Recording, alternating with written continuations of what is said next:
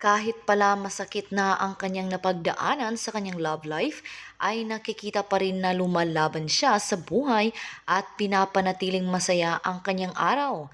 Alamin kung sino itong may lucky charm sa kanyang buhay na hindi alam ng karamihan. Tumutok lang dito sa Get in Touch.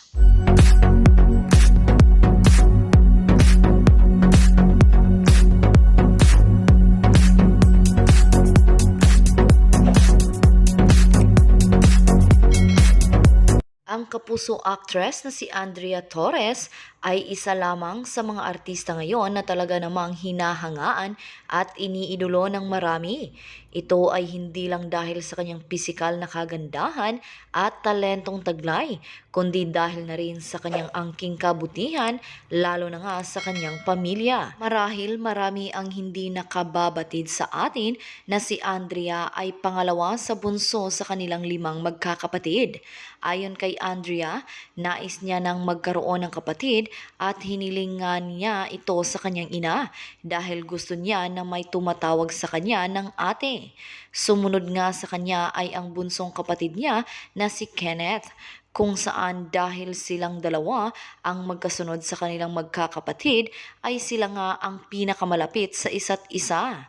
Si Kenneth, ang bunsong kapatid ni Andrea, ay mayroong special needs. Kaya naman ito ay talagang kinakailangang bantayan at paglaanan ng oras. Sa kabila naman ng pagiging espesyal ng bunsong kapatid niyang si Kenneth, ay hindi naman umano nawala ng pasensya si Andrea sa kanyang kapatid. Sa katunayan pa nga umano ay ito pa ang naging dahilan upang mas magtulungan silang magpamilya. Ayon nga kay Andrea, dahil sa kondisyon ng kapatid niyang si Kenneth ay mas naging responsable silang magkakapatid at mas natutunan nilang i-appreciate ang mga simple at maliliit na bagay na nagbibigay kasiyahan sa kanila. Nung bata pa lamang kami, ang dami naming questions. Parang bakit hindi siya nakakasalita? Bakit hindi siya nakakaupo? Ba't ang lambot-lambot? So, na-inform na agad kami ng mga kailangan niya kung paano siya alagaan.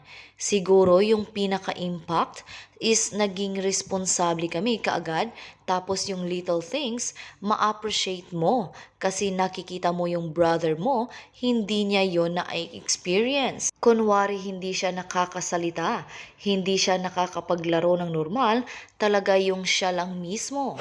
Hindi siya nakakakain ng solid food. Yung mga ganon. So, mas naging positive kami. Mas naging grateful. Tapos, syempre, mas close yung family kasi nagtutulungan for him. Naibahagi naman ng aktres na isa sa pinakamahirap na naranasan nila sa kondisyon ng kapatid niyang si Kenneth ay ang hindi nito masabi kung may sakit ba sa kanya. Halimbawa na nga lang nito nang magka-multiple organ failure ito. Ngunit saad ni Andrea sa lahat ng pinagdaanan nilang pamilya sa kalagayan ng kanyang kapatid ay talagang ang taimtim na panalangin ang kinapitan nila. Never naman kaming nag-give up sa kanya, pero sa pinaka-lowest point yung kasi hindi niya nasasabi pag may masakit. So parang tinatamad siyang lumakad, so akala namin the usual na tinatamad lang siya, lumakad yun pala, nagkaka-multiple organ failure na siya. So yun yung lowest. Prayers lang, tapos biglang nagtataka yung mga doktor ba't nawala yung mga findings. Isa-isa nawala na to. Nawala na yon kasi parang tumaas yung water. 'Di ba hindi siya pwedeng humiga kasi malulunod siya? Parang ganon. Tapos, pag nagkakasugat kasi, hindi nag-heal. Basta ang dami. Dikit-dikit, tas nawala. Okay na siya ngayon. Mas lalo ngang hinahangaan ni Andrea ang mga netizens dahil sa ipinapamalas niyang pagmamahal sa kanyang kapatid. Lahat ng tao ay may lucky charm sa kanilang buhay na siyang nagbibigay ng lakas na kahit ano pa man din ang pagdaanan ay talagang patuloy na tumatayo at lumalaban sa kanyang buhay. Isa na nga si Andrea sa mga minahal ng tao dahil sa kanyang pinakitang katatagan sa kanyang sarili simula na maghiwalay sila ni Derek Ramsey. Sa kasalukuyan ay ating napapanood si Andrea bilang sinayan sa The Legal Wives. Maraming lumalabas na balita noon na may mayamang manliligaw si Andrea Torres, pero hindi naman ito nakumpirma o naibalita sa malalaking telebisyon.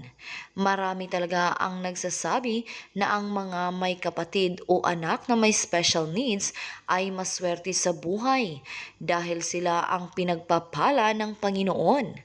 Kahit mahirap minsan na alagaan sila dahil hindi natin alam ang kanilang mga mood at paiba-iba ito.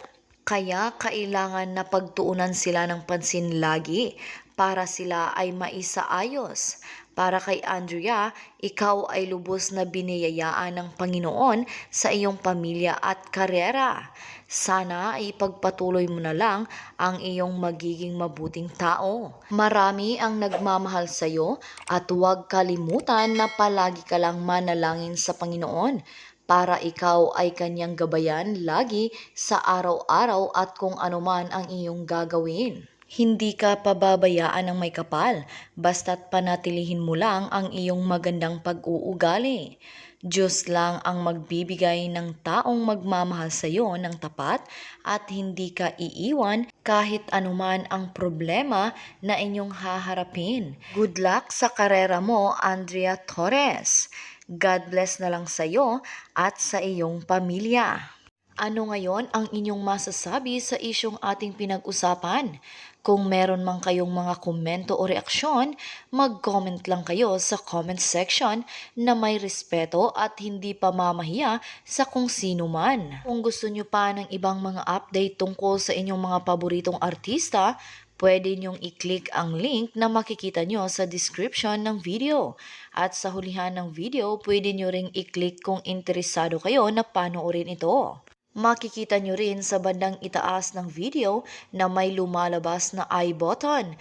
Maaari nyo ring i-click para mapanood ang mga huling video na in-upload ko.